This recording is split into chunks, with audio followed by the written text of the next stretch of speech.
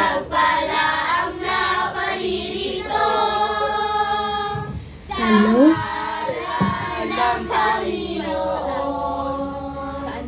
Hosana sa kaitaasan. Hosana sa kaitaasan. Hosana sa nakitabing.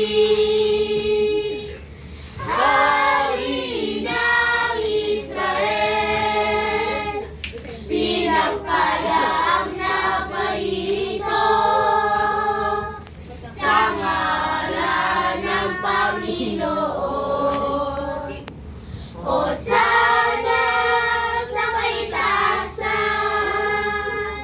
Hosana sa kaitaasan.